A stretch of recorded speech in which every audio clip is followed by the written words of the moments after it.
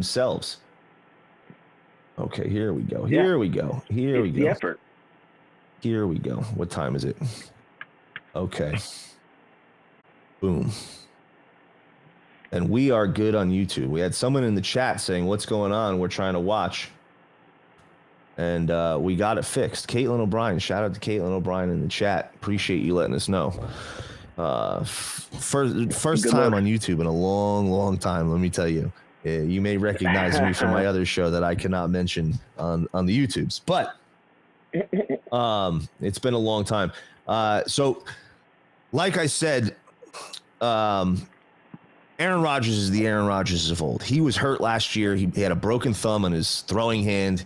He was really struggling with his young offense, and he was really frustrated that the front office wasn't giving him the weapons that he needed. Like, they drafted Christian Watson last year. They drafted Romeo Doubs, but I feel like it was too little too late. Like, they needed to do this a year ago instead of drafting his backup 2 years ago. Like, I get it. That's how the Packers, that's how they operate. They did it with Aaron Rodgers and Brett Favre. They've always operated that way. And quite frankly, that's probably why they're a winning franchise, and they've been winning for so many years. And they do those types of things. But at the same time, Aaron Rodgers is still playing at a very high level. And I don't think that they expected him to get back-to-back MVPs those years. Like, I don't think they expected him to play at that level. And I think that's because he had the chip on his shoulder, because they were ready to move on from him. He's like, oh no, I'm going to show you that I could still fucking play.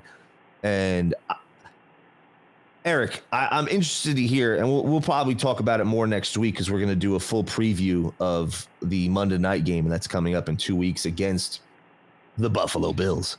But I think Aaron Rodgers is going to throw upwards of 40 touchdown passes this year. Like, I really do. I mean, it sure looks like that. Like, let's be honest. I mean, he's putting the ball right where it needs to be with everyone. The way he's like, and the biggest thing for me was the fact that he was talking about McGovern making calls at the line, having that line of communication with his center, which is only going to help him and then help the receivers around him. He's got a ton of guys that can do something with the ball, even if Garrett's getting doubled, right? You still have Hardman. You still have Conklin, who's running great routes as a tight end. You still have Lazard, who's a big body in the end zone. If we keep a guy like Gibson, he's another speedster. He's going to put the ball in people's hands, and he's going to make people stars. That's what he does. Or Brownlee, yeah, exactly. He's going to make people stars, and that's what he's done his whole career. And then you forget about our backfield, dude. Like, I don't think people realize. Because maybe a lot of people didn't watch Jets games last year. But Breece Hall, before he got hurt, was the number one running back in football. He was unstoppable. Yeah. The reason why the Jets went in a 6-game skid was because there was no more Breece Hall. Breece Hall was no longer on the team because he got hurt in Week 7 against the Denver Broncos. It was a devastating injury. He literally minutes prior ran a 70-yard touchdown to take the lead. And we would have lost that game if he had not scored that 70-yard touchdown, because we could not score after that. We went 6 weeks without scoring a freaking touchdown. And it's because we didn't have a guy like Breece Hall. A guy like Breece Hall, he makes the offense much better, because you got to account for him. Not only can he run the ball down your throats and rip it off for 70 yards and go for the home run, but he can also catch the ball out of the backfield. So you have to decide as a defense, whether you're going to load 8 in the box and make sure you stop Breece Hall. And forget, we haven't even mentioned the new addition, Dalvin Cook, who's 5 years in a row, 1,000 yards, 4 Pro Bowl seasons. He's an All-Pro. The guy's unbelievable. We haven't even mentioned him. We're just talking Breece Hall. And, he's coming back from an injury. I think he's going to have his impact more in the later in the season personally. But he's still somebody that you have to account for. He's still a player that is going to be able to make plays. And you have to decide as a defense whether you're going to put 8 in the box and try to stop the run, try to stop guys like Breece Hall and Dalvin Cook, or you're going to run a regular box and let those guys, like, I don't think Dalvin Cook has had not 8 guys in the box like his entire career. Maybe last year with Justin Jefferson, but really think about it. He's probably had loaded boxes most of his career, and he's dominated. Yeah. And And what's the defense going to do when we split Breece Hall wide and then have Dalvin Cook in the backfield? Or run 2 back and then sets. You still have Garrett on the other side. Yeah. You know what I'm saying? Like, it's going to be ridiculous. It's going to be ridiculous. And, as long as the line has to be league average. Give Rodgers.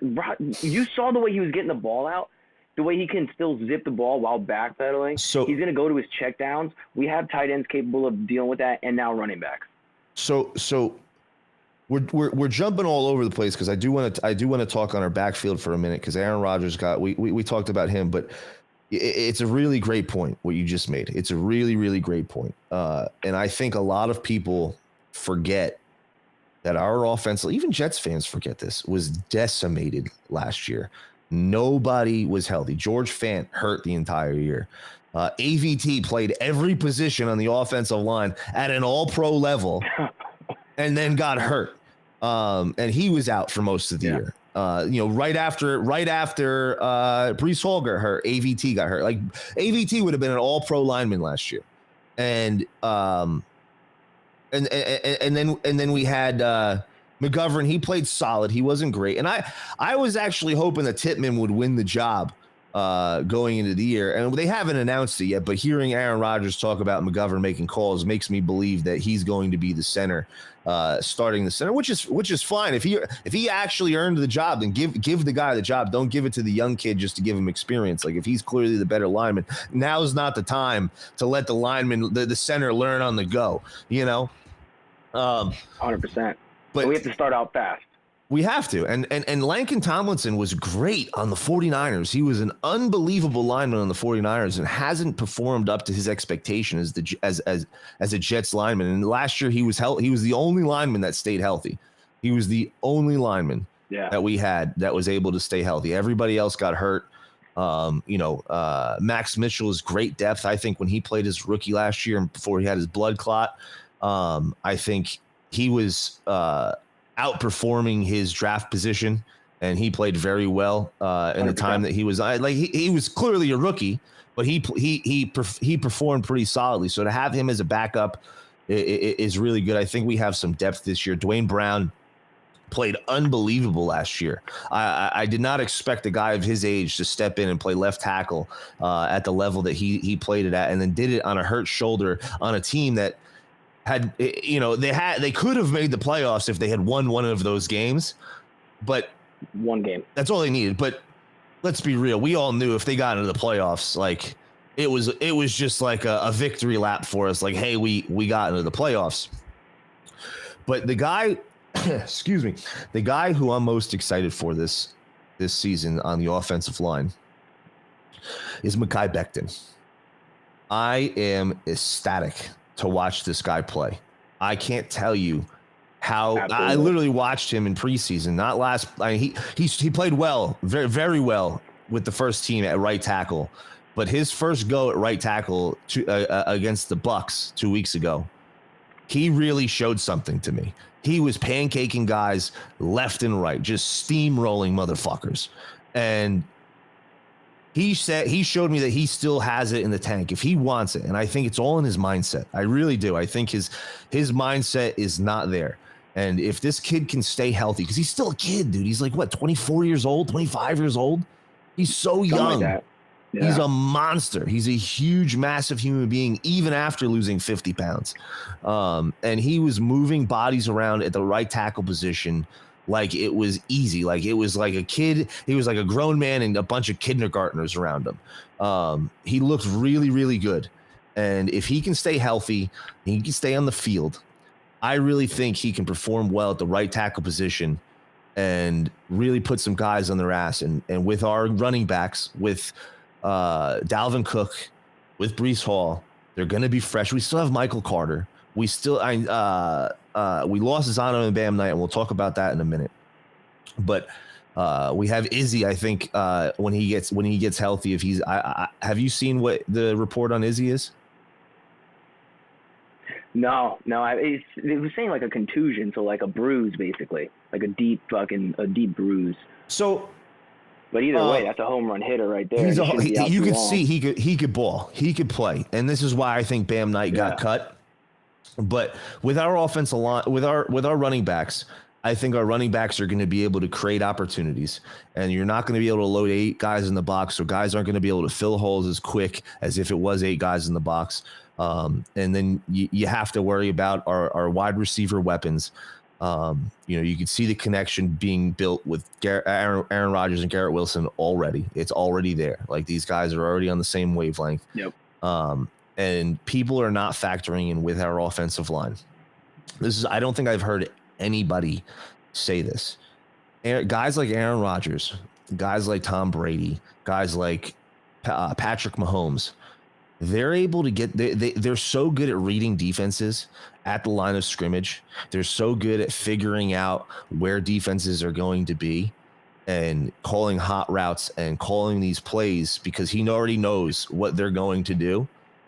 And he's able to get the ball out of his hands. And we could see it in this last preseason game. They blitzed him 7 times.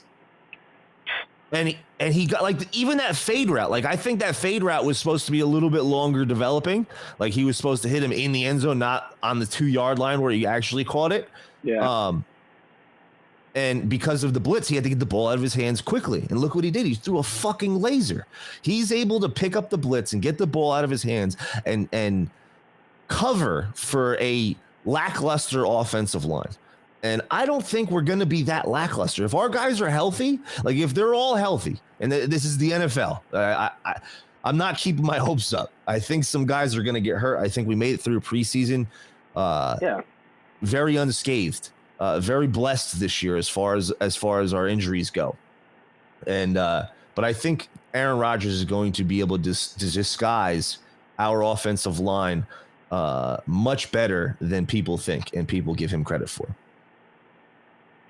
100%. And on that fade, I'm pretty sure they checked out of a run.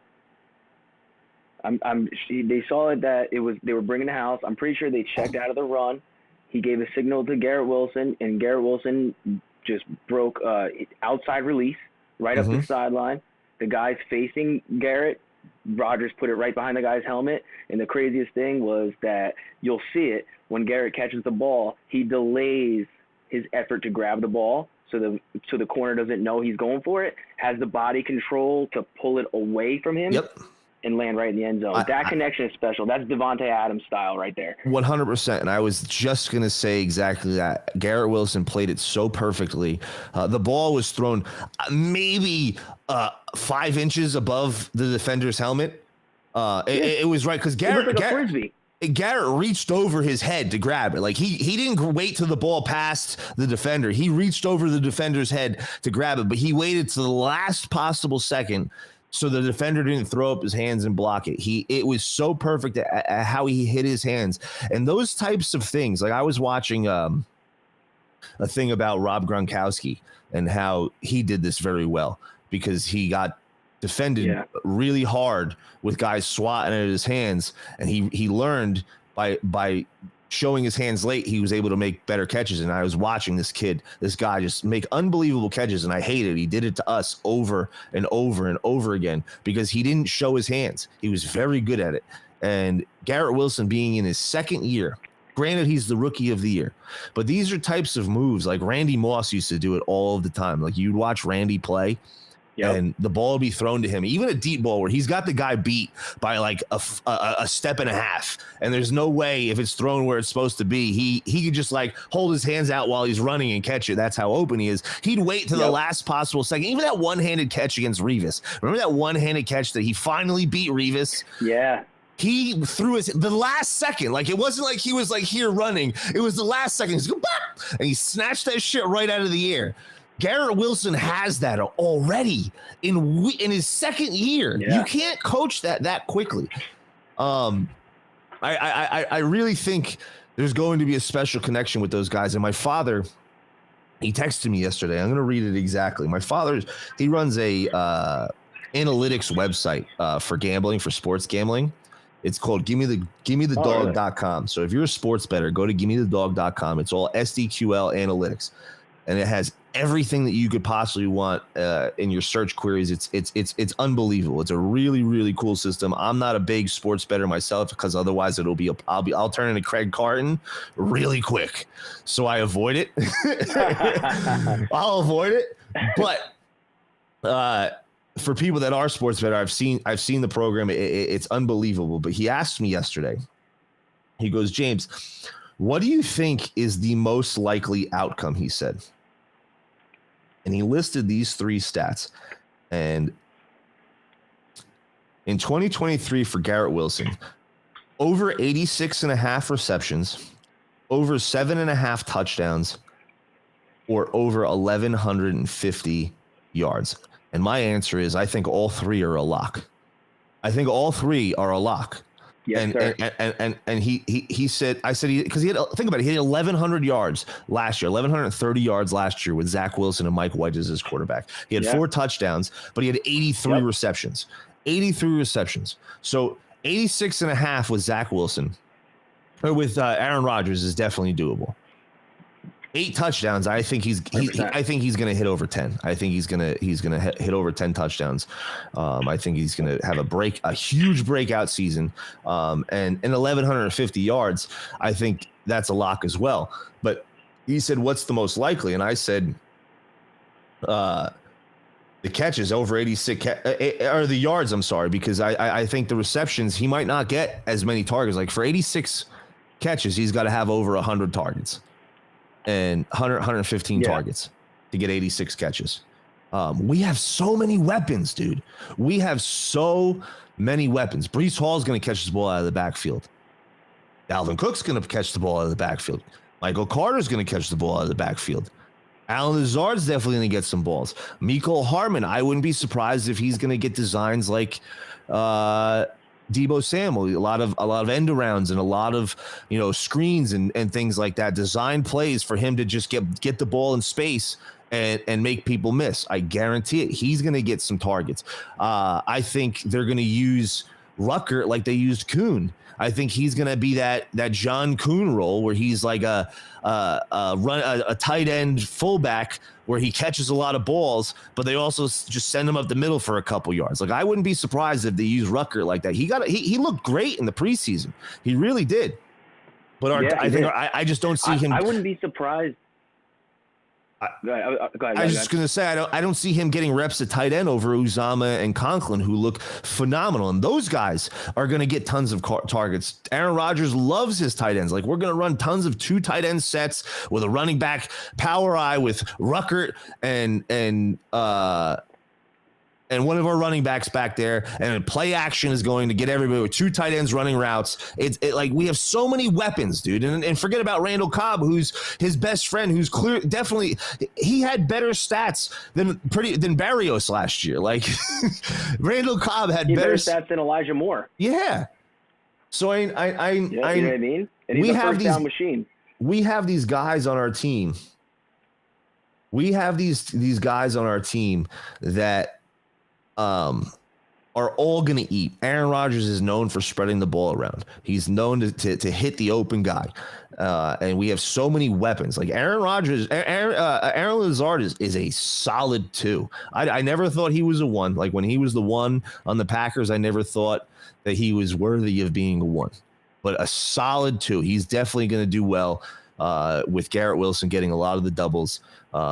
And also worrying about our running backs and the guys coming out of the backfield. It's going to be, I don't know if Garrett Wilson will get 100 targets. I really don't with that many weapons. Uzama's going to eat. Conklin's going to eat. Like, really think about it. I might push back a little bit. I think there's a good chance that by mid to late season, Uzama's going to start taking a back seat to Ruckert. Because if you watch like his film from last year, you watch him a little bit in the preseason this year, he kind of shies away from contact. He's a little bit overrated as a run blocker. If you look at that play where Rodgers missed him, right, I think that he wanted Uzama to go upfield more. And Uzama bent his route in to avoid contact from a guy much smaller than him. You watch Ruckert play. He's running through wall. He doesn't give a shit. He's younger. He's much more physical. I think Uzama's sort of towards the end. I think he's taken a lot of shots. He's had a lot of injuries. I think he's a locker. He's like a Solomon Thomas, right? Solomon Thomas flashed in the preseason, but he's not the same hungry young guy that he was back in the day. Bust as a first round pick. At a certain point, He was a bust, but he looks decent. He's just not okay. an every down guy anymore. Yes. So I think that, I think Rutgers going to push Uzama out a little bit. I think they're going to end up keeping Bawden. Mm-hmm. He's getting a lot of reps, and Hackett loves fullbacks. And you might as well use Rutgers' height, his physical ability downfield as well. He loves to run block. You watch it. You're going to line him up on the same side as ABT, Mekhi Becton, and let Breece Hall run to the right. It's going to be insane.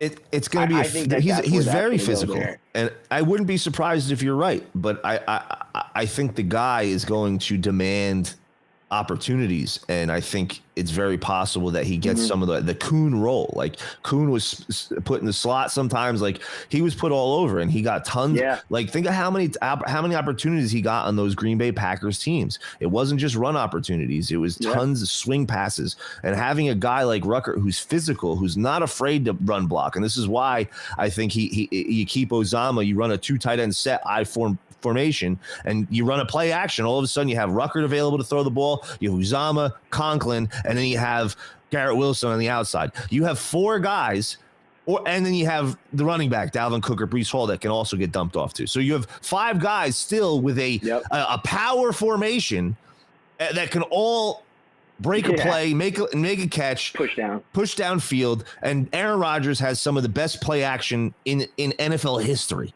Like even the quarterbacks are watching. They did in Hard Knocks. They were watching. Guess if this is a play action or not. They couldn't guess it. Even the quarterbacks. So it's having that kind of depth and formation. Paul Hackett loves a guy who can be a Kuhn role. They used him a lot in that Packers offense. Like in the playoffs, just watching this guy, I'm like, this guy Kuhn just keeps making plays, keeps putting the ball, keeps moving the chains. Like, the Packers are chanting for him. Like, Kuhn, it sounded like they're booing. They made him a star. So I think it's very possible that we see Ruckert force his way on the field in that type of role. We haven't seen it yet, but who knows? Because I think Uzama is going to get the number 2 tight end looks early on in the season. And if they do make that transition to putting Ruckert at the second tight end spot, I think it'll be midway through the season. I think that's not a bad take, but he's just playing so well right now. I just think he's forcing his way on the field, and I think that's a perfect role to put him in. Yeah. And it's kind of meeting the standard of the team, right? The all gas. Mm-hmm. And then the way that, he's going to run the routes the way Rodgers wants him to run the routes. I think basically that's what I'm banking on. Whatever the starting lineup is for week 1, it's a good thing if it changes midway through the season. That means they're still aware. They're not like, how many times when we were watching Gase did they just keep handing Frank Gore the ball up the middle when Ty Johnson, every time he touched the ball, he's breaking something? It was explosive. They would not relinquish that role. Yep. I think that I'm hoping that this regime is different, especially with Hackett and Rodgers, and Saleh seems to be on board with them, even though he's a defensive-minded coach. I think he's on board with that idea of keeping it fluid, keep giving the ball to the hot hand, and whoever earns their way on the field. I think that's a good sign, and we haven't seen that in our history in forever. Last time you really saw that big change was what is that, 01, 02, when they were like, you know what, Testaverde's kind of shot, throw Pennington in. That was the last time I could really think that we made a real change. Yeah, that was Herm Edwards. Herm Edwards made that change, and Herm was the last coach that took us to a division title in 02. That's when Chad won the job. So Herm was one of those guys. You earn your spot on his. Even Rex Ryan, like he'd give guys that were underplaying, like what's his name, Kyle Wilson, was fucking terrible. Kyle Wilson, and he would constantly give him opportunities. And he was always like he was a very big players coach. But you hear Robert Saleh speak, and the way he's like, listen, like make sure you put our brand of football on tape. Like put that's exactly who we are. That's who we represent when we watch those games. And you hear him talk about it and ingrain this in his guys' head. Like there's a certain mentality that he wants his guys to play with. And he called out the offensive line in Hard Knocks. He's like, yo, like this is not the mentality that we want for this football team. And they needed it. I love that he's a player's guy. I love that the guys love him. But I also love that he's not afraid to tear into these guys and rip them a new asshole. Because, some of these guys, I wish we could go back to the old days of the NFL and the old days of coaching and before these guys were prima donnas. Like, I couldn't imagine, some of these coaches like Bill Parcells today coaching the way that he coached. It's a much different game. So I've had a big gripe with this, right? Because Saleh takes so much fucking heat. Mm-hmm. And he reminds me of every good wrestling coach that I've had. The expectations are high. He's calm, cool, and collected when he's giving you information. And when it's time for him to get mad and he has to yell and he has to put you in your place, because he doesn't do it so often, it means a lot more. Yes. He's very articulate. He's very decisive with how he speaks. He chooses his words carefully. Yes. And I think the kids, let's be honest, the kids respond to that much better. And I think that he's doing exactly what we wanted, right? After Gase, we wanted a CEO-type head coach. He's being a fucking CEO. He's not stepping on any of the other coaches. He's demanding a high-quality product. Like, from first year to second year, it came out. He went and he helped Ulbrich, and he worked on the defense with him. And then next thing you know, we go from the last ranked defense to top 5. Top 3. Of course, we had an influx of talent, but it's the culture change. And the culture change is what we've always wanted. Without a doubt, the culture that Rex Ryan created was amazing. It truly was. I mean, you watch that Hard Knocks and the way the guys played for him. Even that last year, he was the Jets head coach, and we were out of the playoffs, and everybody knew he was gone after this year. Those guys played their hearts out. They just didn't have the talent on the field to win football games that year. But though you could see those guys wanted to win, even going down to the last game, and us as fans were watching like, yo, just lose the game. Like, we need the draft pick, but these guys, they were playing their hearts out for Rex Ryan, and we need a guy, a coach, a leader who's a leader of men. We need a guy who's going to set the tone for these elite athletes and how to prepare and how to be a professional. And I think he is a perfect example of that. You see his work ethic. Like, Eric, I know you're very, very big into fitness and taking care of yourself. And when it comes to especially athletics and especially things like that, but I'm starting to really feel this way more about life as well. You see a person who is in great shape, and you see a guy who takes care of himself, and you have a lot more respect for him, and you take what they say at a higher value because you know how hard it is to be in that kind of shape, and the discipline that it takes, and the self accountability that it takes, because that's what it is. It's the discipline and self accountability. That's what it comes down to, because everybody wants to be in shape. Everybody wants to be healthy. Nobody wants to be sick and fat, but they're not disciplined or self accountable. And you see a guy like Robert Saleh, who's in impeccable shape. Like, the guy looks like he could get on the field right now. He's in that good of a shape. He looks like a thumb, but he looks like he. And then you see him running the stairs. Like, he's not like trotting up the stairs. Like, he's getting after it when he runs the stairs. And I can only imagine what he's like in the weight room. And you can respect a guy like that, and you can take what he has to say at face value. Like, this guy puts in the work. He's not scared to get his hands dirty. He's gonna work his ass off, because not only is he in great, phenomenal shape, but he's got to run an NFL team. Like, he's got to be on top of being a coach, and he's doing a great job at both. And he has a family of 7 kids. Like, that's the thing. And like, that was the other thing that irked me. It's like, people were calling him soft. I'm telling you right now, to be in the shape that Robert Saleh is in, you got some fucking demons. You got some dark shit. You have some self-accountability. You have something that you're fighting. And his attitude shows it. And you could see it on the sideline when it's time for him to explode. I mean, there was times last year where I thought he was going to fucking body slam a referee. Like, he is that guy, man. Yes. And just because he doesn't throw his players under the bus in front of the media doesn't mean he's not hard on them.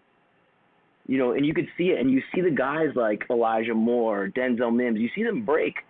Even Makai started to break because they can't handle that shit. All of these guys are kids, and they're coming from being superstars in their college, Yes, not big going to egos. class, doing whatever they want, living their life. They go to two years of college and get drafted, and then they come to the NFL, and you got some guy telling you what to do. There's a certain way to coach that, and it's very hard to do. That's why you see so many college coaches go to the NFL and completely fail. Fall flat on their face. It's a different thing, and I think exactly, and I think that the mindset that he has, where he's a people person, he wants to understand how you think, why you think the way you do. Great communicator. What is your family life like? Great communicator, and Rodgers is the same way. And now you add those two together, it's like a match that no one would have thought would have been this good. A defensive-minded coach and Aaron Rodgers have the same exact mindset, but to different sides of the ball, and it's clearly radiating throughout the rest of the organization. And yes. You can just see it. You could feel it. You could feel it from the social media team. Even the social media team is more confident this year. You can see the Instagram posts, the tweets. Everyone's feeling that kind of way, and that's the culture shift. Shout out to Jets Twitter because they're doing an awesome job. They've been crushing it as of late. Yeah. But it's the way that he carries himself as a leader. Like, he expects greatness out of these guys. Like, he expects nothing less than greatness. And he expects it from his coaches. He expects it from himself. And he does that. He presents greatness at all times. And you got to respect a guy like that. And then you factor in the relationship that Hackett and Aaron Rodgers already had, creating the offense that they're running, that he won 2 back-to-back MVPs using. He's a general on the field. He's going to be able to, read defenses and fix things on the fly because he's literally seeing the field in a way that Hackett doesn't. And those guys communicate in a way like it's almost like they're psychic together. They're one brain. In those offenses, it's true. It's truly amazing to watch, and I'm very excited because Hackett, I think, is getting the raw end of the deal. He brought the Blake Bortles and the Jaguars to the AFC Championship. He's a great OC, and to your point about head coaches, it's not just college guys that come out; it's coordinators as well. I think a lot of coordinators they're not good head coaches. There's some guys like Todd Bowles. He is not a head coach. Like, he's in Tampa. He was one of our head coaches. That's why Brady's not playing this year. He's terrible as a head coach. He's look at their defense. When Tom Brady was there, their defense was phenomenal. They were flying all over the place. They were playing for the guy, but he's just not a good head coach. He should stick with defense. It happens all of the time. And I think that's very, very possible with Paul Hackett. Maybe he's not a head coach. Maybe he's a coordinator, and he's able to just create great offenses and schemes for offense. So I think that's going to be a phenomenal combination. And I think our offense is going to surprise a lot of people. And we're going to talk some fantasy on this show as well. Me and Eric are in a fantasy league together. Our draft is actually next Monday, so we got to figure out timing with that. That's right. But I'm very high on a lot of Jets offensive players. Like, I'm very, very high on a lot of Jets offensive players, and a lot of the analysts aren't as high as I am. I think our offense is going to surprise a lot of people, and to transition into our defensive topic, because our defense, I think, is the trophy of our team right now. But 100%. Aaron Rodgers and our defense last year averaged 18.5 points allowed per game last year. 18.5 points per game were allowed. We could not score touchdowns. We had 6 games in a row where we couldn't score a touchdown. We lost to the Patriots on a punt return. It was 3-3 in the last seconds of the game on a punt return. We lost. Aaron Rodgers, for his entire career with the Packers, 26.7 points per game he averages. Aaron Rodgers has only had a top 5 defense in his career once. It was 2009. They won the Super Bowl when he had a top 5 defense.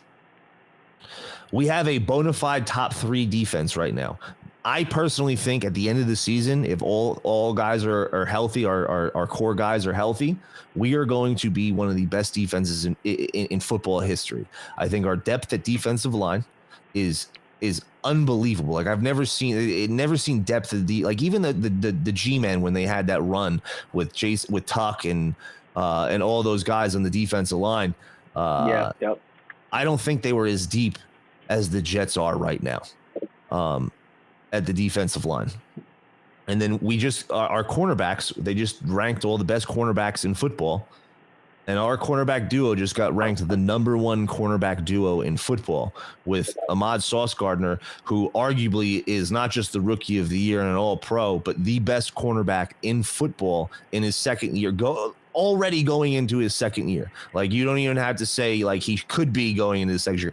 Like last year as a rookie, he was probably the best cornerback in football. And DJ Reed got robbed of a Pro Bowl appearance last year. Absolutely fleeced from a Pro Bowl appearance last year. He was a Pro Bowl cornerback last year. Unbelievable cornerback. And I think was a great mentor to Sauce. I truly believe that. I think he really helped Sauce transition to the NFL seamlessly. I think Sauce would have done great without a guy like DJ Reed, but I think DJ Reed just amplified Sauce's greatness with a little bit of help. And then we have a bunch of other really good cornerbacks. So with a defensive line that is going to put pressure on a quarterback just with four guys, not even sending 5 or 6. Every play. Like Quinnen Williams, he had double-digit sacks last year.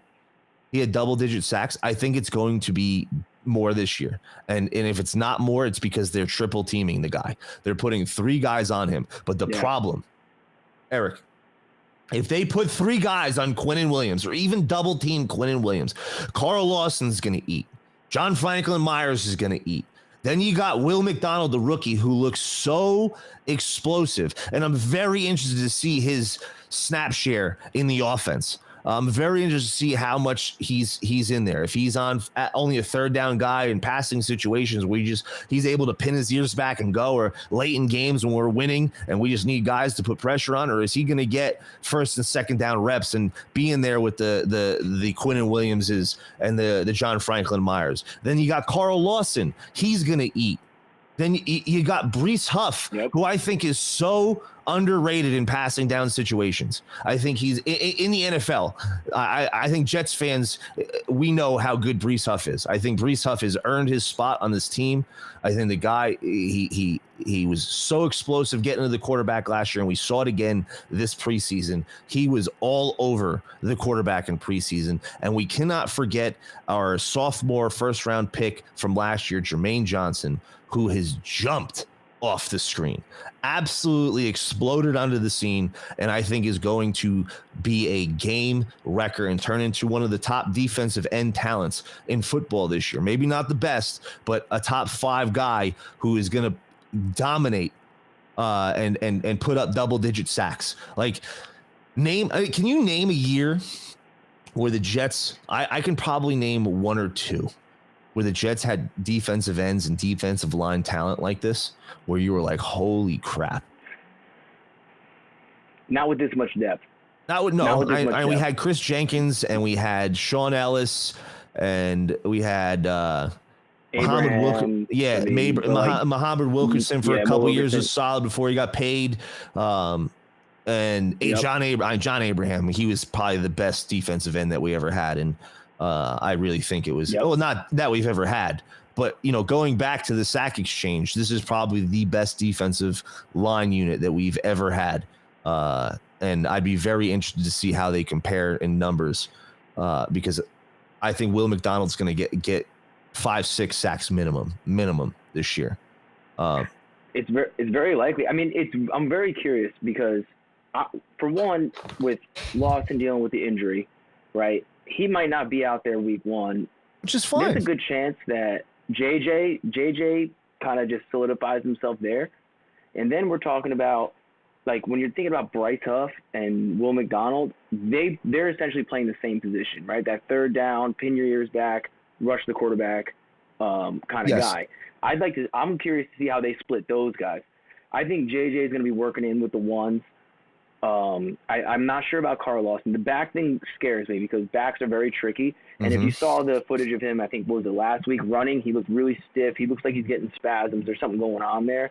And if he's not full tilt, he's useless because the best thing about him is how he's all gas. He's a super high motor, go crazy. I think super the way athletic. JJ took a step in a way that it's like he's more well-rounded than Carl. He was always a good run defender. Now he's added pass rushing moves. He's added size. He's added skill, and he's getting to the quarterback. And he's bigger. There's a good chance that he just totally overtakes that. And then now now you're giving Carl limited reps, which is probably better for him. And then you're cycling in Will McDonald and Bryce Huff. So it's going to be super interesting how they split this up. I'm very interested in Robert Saleh has, even last year and the year before, been very almost over-rotated our defensive line. Like that's always been, and he did it with the 49ers as well. Like he likes fresh guys. He likes guys that are fresh, that are going to give max energy and not too tired because they just, it takes a lot of energy, battling these 370-pound offensive linemen trying to get through them. You got to exert a lot of energy. You have to be extremely explosive.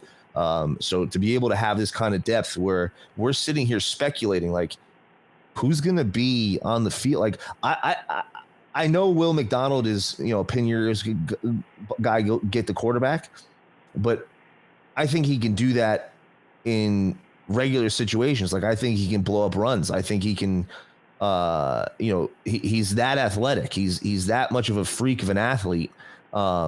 That he can get opportunities there. John Franklin Myers severely underperformed last year after he got paid. I was not high on his work last year. I really think I had a lot of expectations for him last year, with our defensive line and the way our defense played, that he was going to be the unsung hero and really eat up all the open blocks that Quinnen was taking up, because Quinnen was getting doubled and tripled last year. Yeah. So I really am interested to see the timeshare that Will McDonald gets. I think you're right that JJ is going to steal Carl Lawson's spot, but at the same time, Carl Lawson's going to get plenty of play time. Brees Huff has always been a third down guy. That's his role. Like we know he's not a very good run stuffer. He really struggles in those situations. So he's going to be in third and long, third down situations. He's earned his spot, man. He every time he's on the field, I hear his name being called every time, and it's always in passing situations, but he's always around the quarterback. He's always causing havoc, pressuring, whether it's causing a quick throw, and that's what our defensive line is going to do.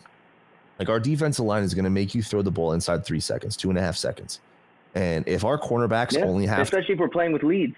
Yes. Oh yeah. We never play with leads. We're playing with leads. They have to throw to catch up. We're going to get to that quarterback a lot. That's why I have think the depth to do it. Will McDonald could have 5 or 6 sacks. Jermaine Johnson, I think, can have double-digit sacks. I think Quinnen Williams can have repeat and go back-to-back double-digit sacks.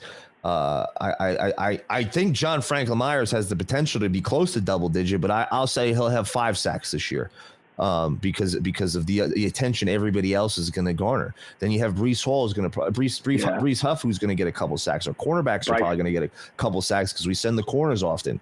We're going to be hitting these quarterbacks all of the time. And the best quarterbacks in the league, they always struggle when there's guys around their feet. And it's going to be interesting with our schedule. So we're playing a lot of very, very good quarterbacks. We are playing all of the best quarterbacks in the league are on our schedule. Joe Burrow, Patrick Mahomes, Jalen Hurts. We play them all. We see them all this year. And I think Jalen Hurts is the one who scares me the most because he can move. Similar to Josh Allen. Yes, but Josh Allen, the Jets defense really, really frustrated Josh Allen last year, not just in the game that we won, but in the game that we lost as well. You could see he was visibly flustered, and if we had any semblance of an offense, we would have swept them last year. No question. Our defense shut them down last year in a way that we've never seen the Bills offense be shut down. They dominated everybody on offense. And even last year in a down year. Quick, hold on. I'm gonna need a quick piss. I'm not gonna lie. A little unprofessional, but keep going on about the this guy. First episode jitters. This guy. First episode. First episode. Guy, I've done 5-hour episodes. But the Jets are going to be very exciting, ladies and gentlemen. Our defense is going to cause tons and tons of problems for every single offense that they face. They're going to have to get rid of the ball very quickly. They're not going to have time, and our cornerbacks are going to smother wide receivers, even the great wide receivers that we face. Let me bring up the New York Jets schedule, and let's go over it real quick. New York Jets schedule. Here we go. We are here, and let's go. Let's see what we got here while we wait for this guy. NewYorkJets.com. Here is our preseason. Week 1, as we know, we're going to go over week 1 next week in detail and what to expect.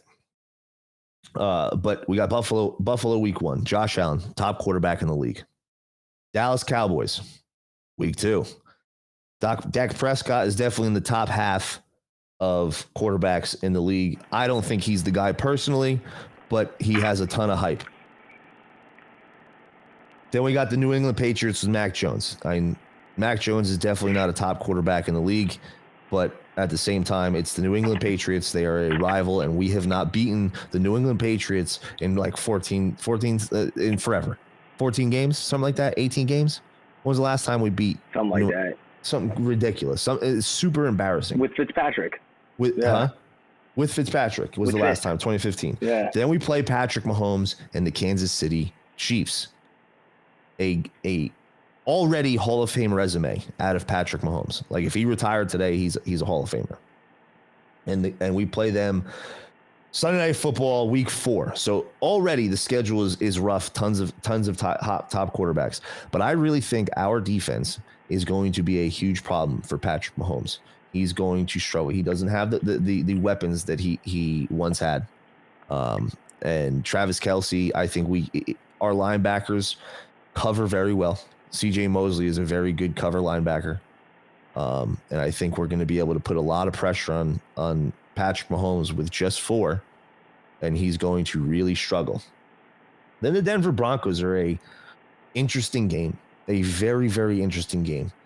Not only do we have Sean Payton's comments about Paul Hackett, the subtle jabs, but the Broncos are interesting to me.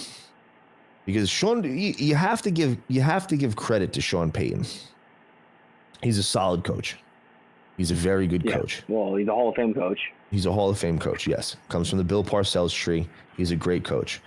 And Russell Wilson, besides last year, has been a phenomenal football player. MVP caliber quarterback. Last year was absolutely atrocious.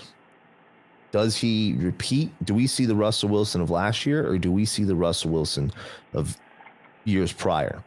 And if Sean That's Payton, literally what you're betting on. Yeah, if Sean Payton can get the old Russell Wilson out of Russell Wilson, the Broncos are going to be a tough team because they have a very good defense.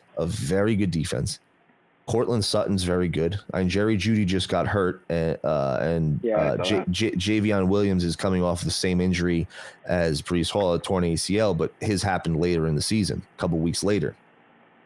But they do have weapons in Denver, and their defense is very, very good. So Denver is a very tough team, and I think people are sleeping on them. But one of the games I'm most excited for, Eric, is Week 6 against the Philadelphia Eagles.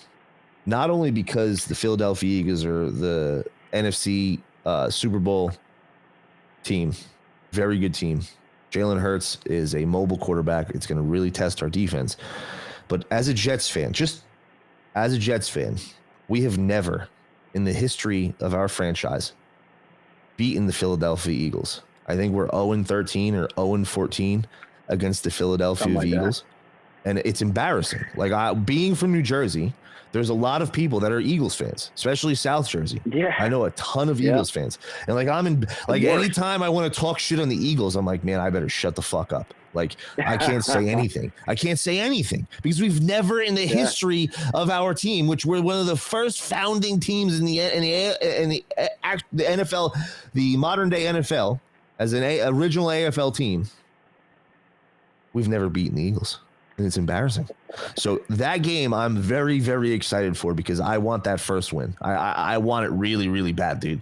Really bad. Like this is one of the games that I like. The Patriots and the Eagles are two of the top games that I want to win, and not just win, a statement win in those games to make up for the amount of torture that we've seen, because Eagles fans have been just rubbing it in our face forever.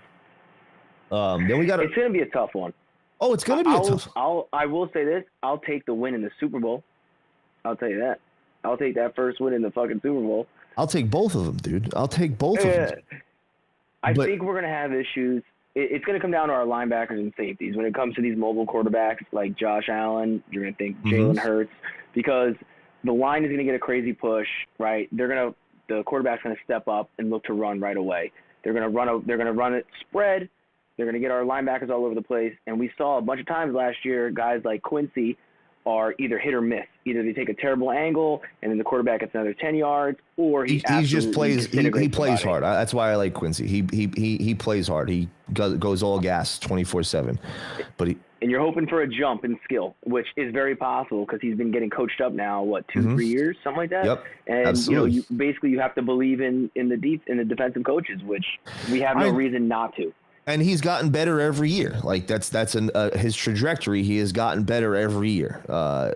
He hasn't made a decline in any way. He's always been better year after year, which is a good sign. So maybe this is his breakout year where he really makes a statement as a solid linebacker in the NFL. Maybe not a top tier, but someone who can potentially be a Pro Bowler every once in a while. Get 1 or 2 Pro Bowls under his belt, kind of thing. But dude, if we could beat the Eagles, man, I will be so excited.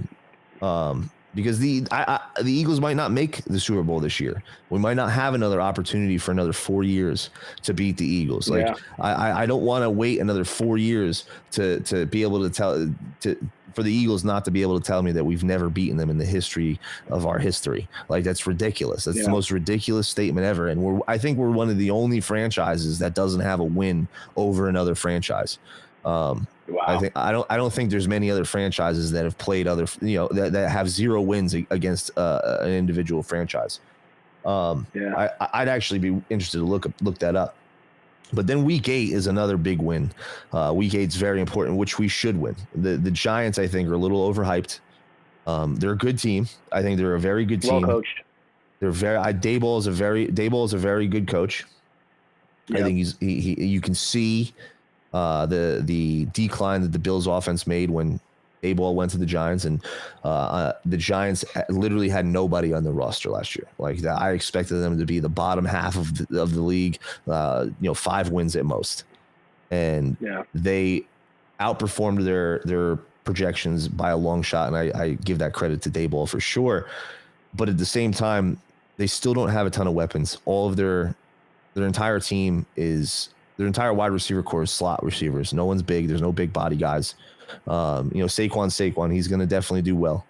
But our defense should definitely eat that day. And the Giants, they have an okay defense, but they don't really have any standouts. I mean, their rookie last year, Thibodeau, needs to make a big step, but he didn't jump off the screen last year. He made some plays. 100%. Then we have he's a little bit on the stiffer side as it is. Then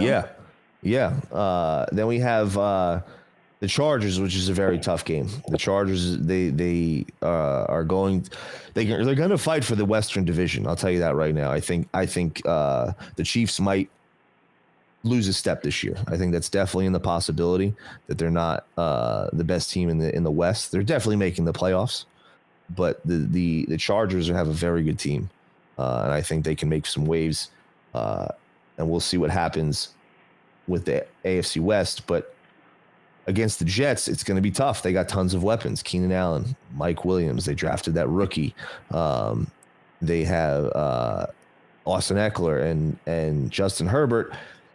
Me personally, I think they anointed him a little too quickly. I think they were like, "Oh, this kid's great," too quickly because now he's only in his third year. Last year was a big downswing in my opinion in his sophomore year. But they still made the playoff. They're still a playoff contender. They were a very good team. The Raiders is a game that we should dominate. We should beat the Raiders. I agree. This is really. I doubt Garoppolo will be in. You're right, and this is the first. Even if Garoppolo is in, we should dominate the Raiders. They only have really Josh Jacobs, Devontae Adams. Their defense is very mid. They don't have a great offensive line. But the Raiders is the first game that I'm like, okay, we should definitely win that game. We should win. I think we should win all of these games personally. I think we can win all of these games. Like I'm not being biased whatsoever. Like if this was our schedule last year, I would have been like, oh boy, we're going to lose. Like we're going to be 0-6. I literally would have said we're going to be 0-6. We did the same thing last year though. Yeah. We had a very tough schedule last year. Front half. Yeah. Well, dude, I bet the over on 6.5 wins last year. I bet the over, and I was like, yes, we got it in the first 6-7 couple weeks. But I think we can win the Bills game. We need to win the Bills. No, the Bills game is a must win. If we want to have the season that we want to have, we need to make a statement on opening night, Monday Night Football. We're going to really dive deep into it next Monday. But we need to make a statement Monday night against the Bills.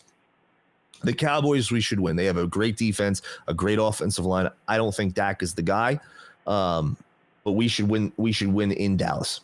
New England, we have to win. They're not the New England of old, but it is New England. It's Bill Belichick. He figures it out how to beat us every single year.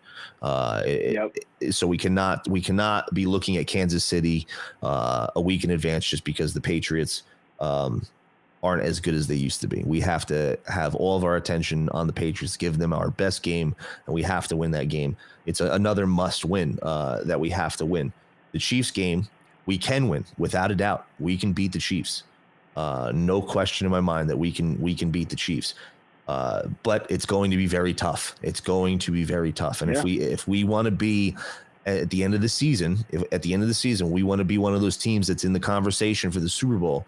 This needs to be a very competitive game. If we lose, it needs to be close. It needs to be a very close game where it's down to the wire. And Patrick Mahomes needs to be Patrick Mahomes to win the game. Pulls something out of his hat, 2-minute drive, drives the team down the field. Our defense, for whatever reason, even though they're our staple of our team, it's Patrick Mahomes. And you give credit where credit is due. The guy's a great quarterback, and he somehow pulls it out and wins the game. It has to be one of those games if we lose. But we can definitely beat the Chiefs. We can beat them. We can. And then the Broncos, if we get Russell Wilson of 2 years ago, it's going to be a tough game. They have a great defense, a very, very good defense, and they have weapons on offense. And who knows, by week 5, Jerry Jeudy might be healed and playing. So they had Cortland Sutton and Jerry Jeudy. And if we get Russell Wilson of a couple years ago, Cortland Sutton's going to be a Pro Bowl caliber wide receiver. Jerry Jeudy could be a Pro Bowl caliber wide receiver. Those guys are studs. The Eagles, another game that we need to be in that game. Like if we want to be considered one of the best teams in football, we need to be in that game. We cannot win these other games and get blown out by the Chiefs and get blown out by the Eagles and expect at the end of the season to be a contender for the Super Bowl. We have to be in this game. It has to be close. If the Eagles win and it's close, I'm fine with that. I'm like, okay, it was close. Obviously, if we make stupid mistakes, it's going to be really frustrating because we should have won the game. But at the same time, you can see the team is good enough to compete with teams like the Eagles and the Chiefs. That's what we want out of these games. I think we can win. I just really do. Like in my head, we're 6-0 right now. In my head, we're 6-0. I'm not even joking. In my head, if our team performs at the level that it can perform, we're 6-0. We have the bye week 7, week 8, the Giants, a game that we definitely should win. It's a Jets-Giants rivalry, so there's a lot more riding on it, but it's a game that we should win.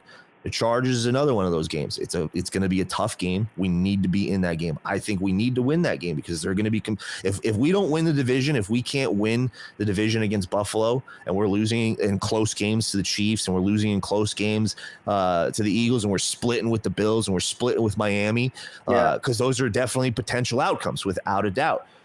We need to win the Chargers game because it's going to have huge wild card implications. Huge at the end of the seasons. At the end, because it's either them or the Chiefs that are winning the West, and one of those teams are going to be in the wild card hunt. So we have for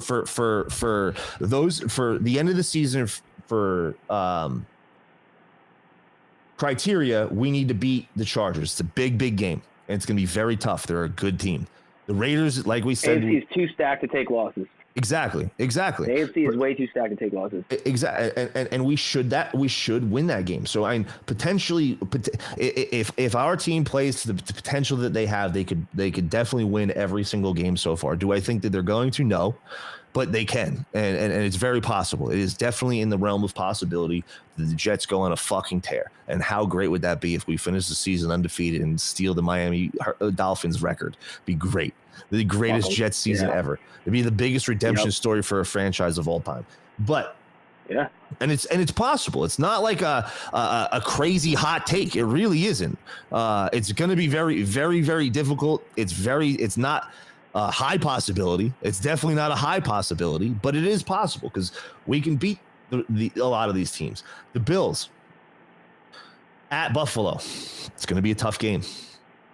Especially if we lose week one at home, this is a must win.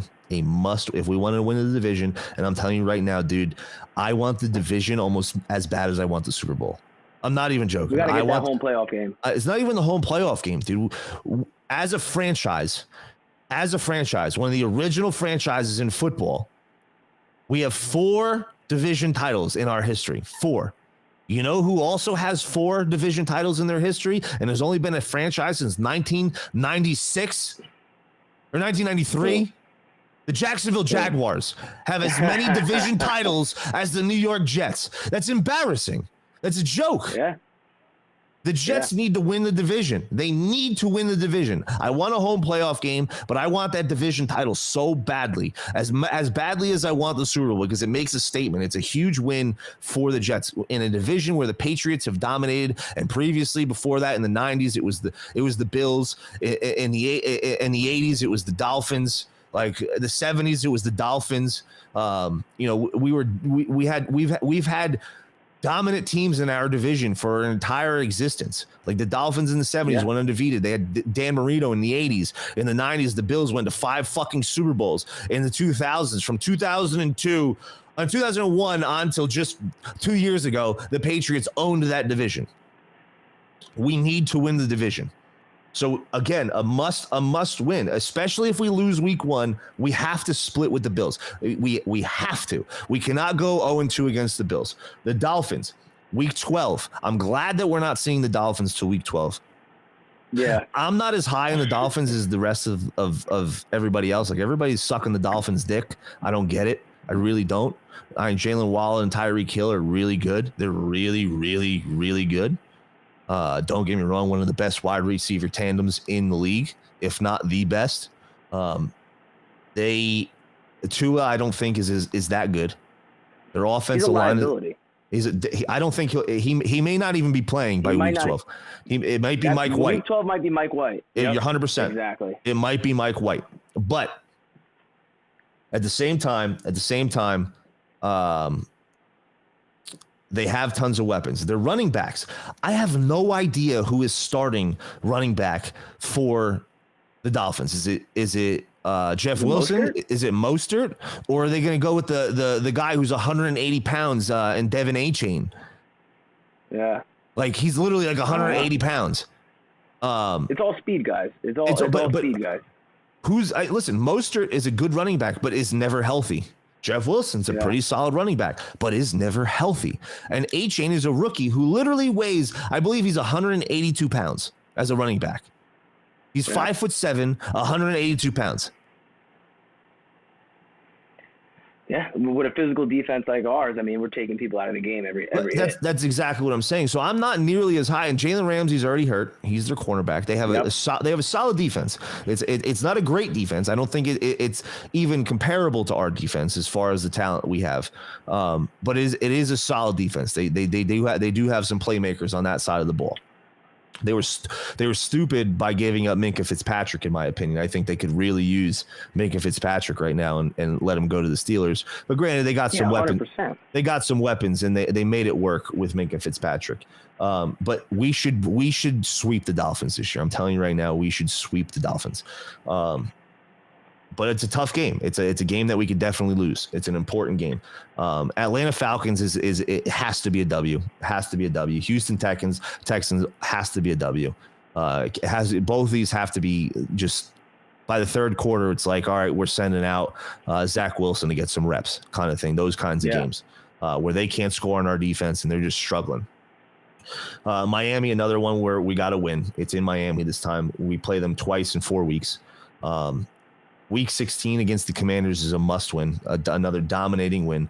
The Browns, I think, is a very slept-on team. Very slept-on team. Yeah. Their defense is a top-tier defense. I think they can very easily win a very tough AFC North. The AFC North is just as tough as the AFC East with the Bengals, the Browns, the Steelers, and the Ravens. And I think it's very possible that the Steelers could take fourth in the division for the first time since 1988. And they have a solid team. They have a top 10 defense. Their defense is awesome. And they have tons of weapons on the offense side of the ball. They just have a sophomore quarterback who is unproven. So the Browns, though, Deshaun Watson, if he's he needs to step up from where he was in the time he played last year. He did not look good last year, but he didn't look good in the preseason either. And he didn't look in the preseason, but I'm one of those people that really takes preseason with veterans, especially a real big grain of salt, because they're trying things. They're figuring things out. It's not like they're giving their best game. They're trying to get better. So I give them the benefit of the doubt. A lot of veterans in preseason. It's really the rookies and the guys that need to prove themselves that I'm really keened in on in preseason. So I'll give him the preseason, but he needs to really step up and be even half as what the old Deshaun Watson was, because he hasn't been close at all. But if he's half as good, he's going to be a top 15 quarterback. He's going to be a great quarterback in the league. He may not be. We may not see the top 3 guy that we once saw, but if he could be a top 15 quarterback, the Browns defense is very, very good, and they have tons of weapons on the offensive side of the ball. I think Elijah Moore is going to have a good year. As much as I was very disappointed in his Jets career, I think he's going to prove himself to be a very solid wide receiver in the league. And Amari Cooper's there, and the running game is Nick Chubb is unbelievable. He's a stud. So that's going to be a very tough game, but we should beat them. We should beat them. Then to close the season out at New England, where we finish the season undefeated, we beat the New England Patriots, and it'd be the most glorious thing in the world. Nothing would be better to finish the season undefeated and to go 17-0.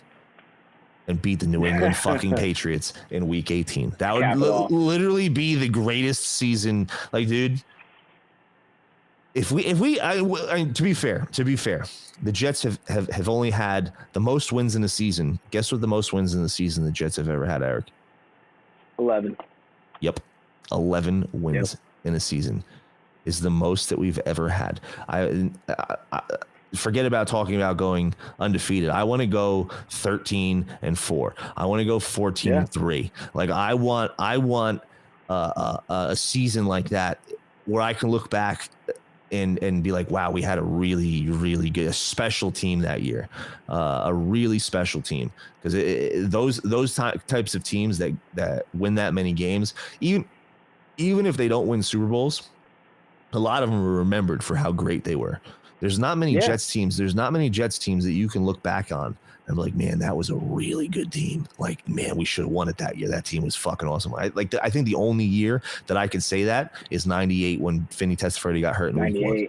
Is the only 100%. Year that, as a Jets fan, that I could say, man, we had a fucking awesome team. We should have won the Super Bowl that year. But other than that, even in 10, 09 also. I think 09. You mean 10? Oh, sorry. 09, 10. Yeah. But I think that if we would have went to the Super Bowl, I think we're beating the Packers that year in the. I do too. I do too. But at the same time, even going into that season, I had high expectations. I had playoff aspirations, but we had to face Tom Brady twice when Tom Brady was Tom Brady, when he was the GOAT. We had Mark Sanchez, who really didn't prove himself. He just was a game manager, and we knew this going into the year. We knew he was just a game manager. We were hoping he'd make a step up. It's kind of like with the Steelers right now and Kenny Pickett, hoping that he's going to step up and be a great quarterback, but we have no idea. We just had a phenomenal defense, an unbelievable defense, and we added a few more weapons on the outside. But I don't think that I was as high on 10 as I was as 98 and as I am right now. Like, I think 98, we could have got 12, 13, maybe even 14 wins that year, and 14-2. We had a really, really good football team. We lost to the Denver Broncos, the eventual Super Bowl winning champions, the year before, and we came out flat the first half. If we performed the same way in the second half as we did in the first half as we did in the second half, we would have dominated that game. But we blew it. We fucking blew it, as usual. We've been there. But I'm, as a Jets fan, this is the most excited I've been for a season, I think, in my entire life, even more so than 98. And I was very excited for 98. I agree. I mean, it's a different quarterback. It's a different culture. It's a different energy surrounding the team. And I think it's like the perfect first episode. It's just like recapping what this is, what this feels like. Yeah. You know what I mean? Not even analysis-wise, just what this feels like. And it feels like something special. And Jets fans say every year, this is our year, this is our year. I mean, even though last year, like, if we're being honest, we should have swept the Bills and we should have swept the Dolphins. Obviously, Jets shit happens. This year doesn't feel like Jets shit is happening. This shit feels real. I couldn't be more excited. Not just swept those teams. Like, we should have been a playoff team, and we should have been a Super Bowl contender last year with the defense that we had. We didn't have to score much points. We really didn't. Our offense was so inept. It was so bad. We're going to definitely do tons of analysis. We're going to, look at some coach film on the show and break down some individual players for sure. We're going to have a lot of fun on this show. It's going to be professional, but we're going to let loose. It's going to be like Pat McAfee meets the Jets. We're going to have some great guests on, and it's going to be a good time. And I'm very excited for this year. So next week we're going to dive into the Bills Jets Monday night opener. And next week, I think, Eric, we got to do predictions. We got to record predictions. Yeah. We'll do some, stat predictions with some of the guys. And we'll hold ourselves accountable at the end of the year and see how close we were with our stats. So we got to make sure that we save them and see how close we were. We're going to have a lot of fun talking Jets football. Hopefully, and I think I don't think we have to hope that hard, but hopefully we win a lot of football games. We win a lot of. If we start the season 2-4, or even 2-3 or 2-3 and 3-3 would be a big disappointment, in my opinion. I agree. Still gonna hold on hope though, because that's what Jets fans do, man. Fuck it, I'm all in. I don't give a fuck what happens. I'm here. I'm believing in Rodgers. I'm believing in Salah. I'm believing in the defense. They'll make the adjustments. Even if we get in as a wild card, we're figuring this shit out. I'm ready. Eric, we made it this far as Jets fans. We're still here. After all 100%. The shit we've been through, after all of the fucking shit we've been through, the butt fumbles, the drafting Kyle Brady over Warren Saps, Ken O'Brien, or even though it was before our time, Ken O'Brien over Dan Marino. Like, there's so many just Jets flops. All of our first round picks, except for Mangold, DeBrickashaw, and Revis in my entire life. Literally all of them. Maybe Santana Moss was a good one, but we had him for 3 years. But Quinnen. And Quinnen Williams now. But prior to Quinnen Williams, all of our first round picks have been disasters. Nobody has panned out. We've gotten any player that has panned out, we get rid of them. We haven't kept them. Like, it's hard to even get a football jersey as a Jets fan because they're sold by the time that they've been on the team for a couple years. So I'm very excited for this team. It seems like we have a really good core unit. Our young guys are making money. They're getting paid. And it's going to be a tough game for any team that they play this year, as long as we're healthy. every team is looking at the Jets on the schedule saying, man, it's going to be a tough game, boys. Buckle up, which is a good thing. It's been a long time since that's happened for the Jets. But Eric, it's been fun. We've been going for an hour and a half. Sometimes our show hour, sometimes our show 2 hour. But we're gonna have some fun on the show. If we can stay consistent, we'll start probably doing more than 1 day a week as well, so we can keep it short for everybody. But it's been fun, dude. It's been a fun first episode. We'll be back next 100%. Week for the Jets Bills preview. Anything that you want to say to the audience? Realistically, buckle up, man. This is a great time to be a Jets fan. Great time to make content. Great time to watch football in general. The AFC is stacked. Every team's got an offense. Every team's got a defense. This is the best possible year to be anything football, and I couldn't be looking forward to it any more than I am right now. It's not often that I'm wishing baseball season was over, and I'm looking forward to football season. I'm a Yankees fan, don't even so get me started. It's usually I'm like, all right, let's Yankee baseball October, and then after Yankee baseball, it's shit football. And finally, not finally, but it's for once it's the opposite, and I'm very excited for Jets football this year.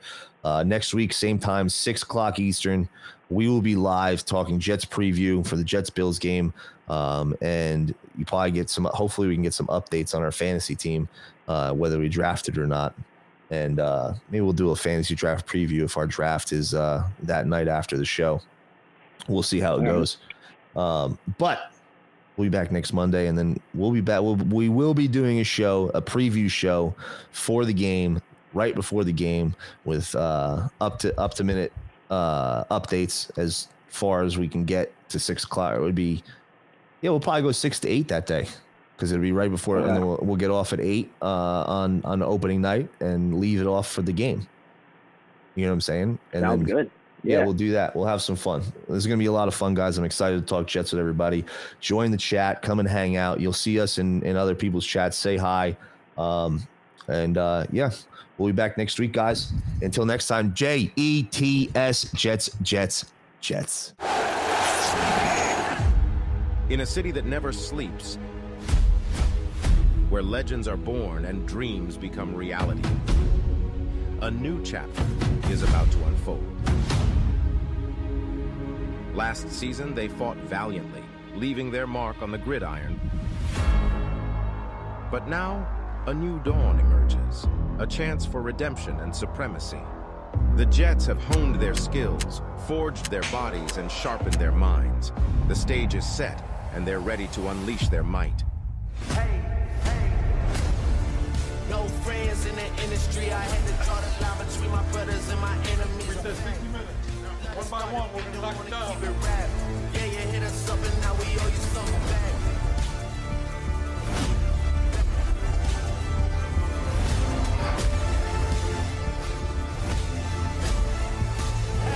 Yeah, I had to draw the line between my brothers and my enemies. My brothers and my enemies. My brothers and my enemies. Yeah, I know yeah. No friends in the industry. I had to draw the line between my brothers and my enemies. A fact. Let us start if we don't want to keep it rap. Yeah, you hit us up and now we owe you something back.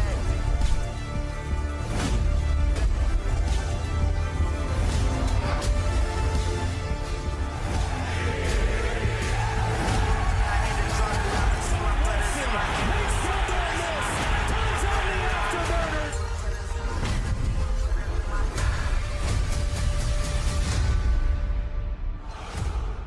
We're gonna be great, man. I can't wait.